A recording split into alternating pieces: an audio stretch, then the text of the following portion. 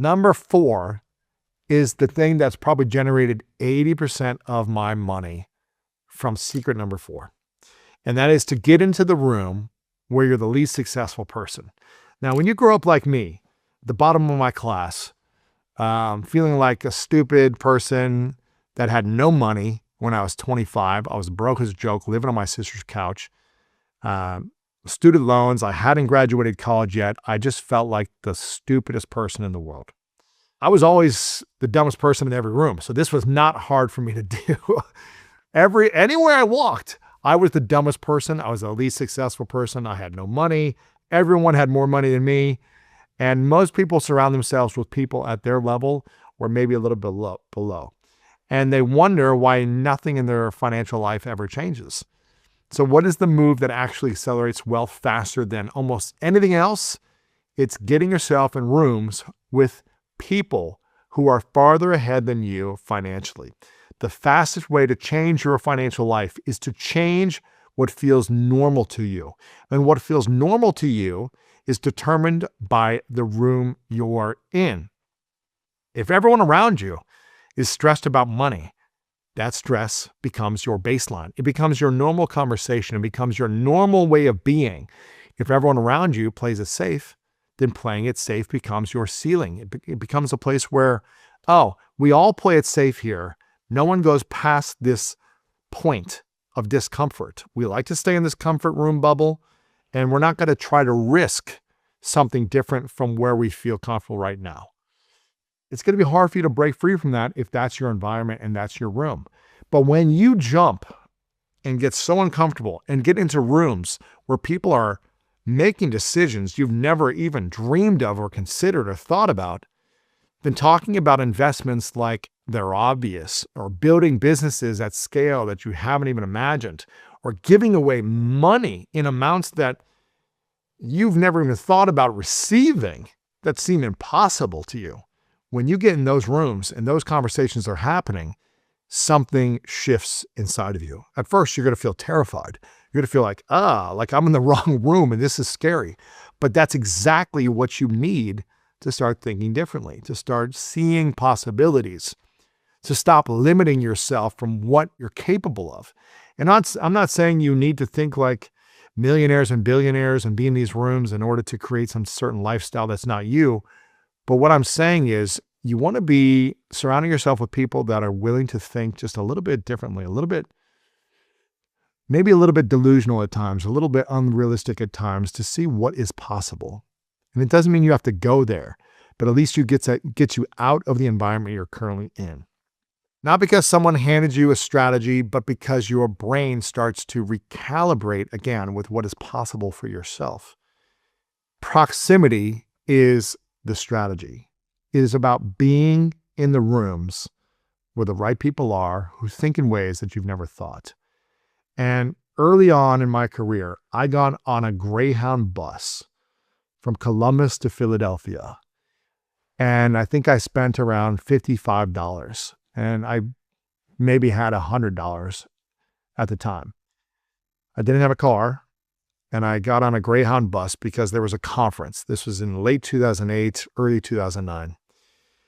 And I didn't have a place to stay. I found a hostel. I think it was $17 a night. I put my bags in a little locker. When I got to this hostel, I had a carry-on bag I brought on the bus with me and a suit jacket. And I locked my bag in this little locker. There was bunk beds. There was probably 20 bunk beds in one room. I left my bags there. I went to the event. I was there till about 2:30 a.m., late night, building relationships. I come back to the hostel. I kid you not. There was puke all over the doors to get into the bathroom. There was puke all over the mirrors, all in the sinks, all in the urinals. So I couldn't go to the bathroom. I was stepping on the floor of puke everywhere to just go to the bathroom at 3 a.m. I get in one bunk bed. All the bunk beds are full. I kid you not. There was puke all over my bed and all over the floor right where I'm stepping into the bunk bed to go to sleep. And 19 European guys are snoring all night long. And I'm thinking to myself, this is hell. This is crazy. But I'm telling you, I still have relationships today that I connect with from an event I went to 16, 17 years ago at a conference that I couldn't afford, that I snuck into, that I took a Greyhound bus to get to, that I stayed in a hostel filled with puke. And I got in the rooms where the right people were. And I'm telling you, if you are willing to have the courage to risk, to get in proximity and open yourself to say, hi, my name's Lewis Howes. What's your name? And ask people questions and be curious about them and not talk about yourself and just think, how can I learn about people and serve them? I'm telling you, it's almost like God or the universe just opens doors for you to create abundance in your life. When you are willing to get into uncomfortable situations and rooms, I'm not talking scary, unsafe rooms, but I'm talking about maybe, oh, these people, I don't feel like I belong because they're so much smarter, so much more successful. They've created so much more results in their life than I have. You put yourself in a room. You have the courage to go up and talk to people. You have the courage to ask questions. You have the courage to say, hey, how can I be of service to you? And I really like to serve you. What's your biggest challenge in life? If you have that ability to have courage to risk with proximity, this is 80% of my wealth is being in the right rooms and developing these relationships over time. The goal here is not to impress people in these rooms. Again, if you are the least successful, the least rich, the dumbest person in the room, you're not going to impress people.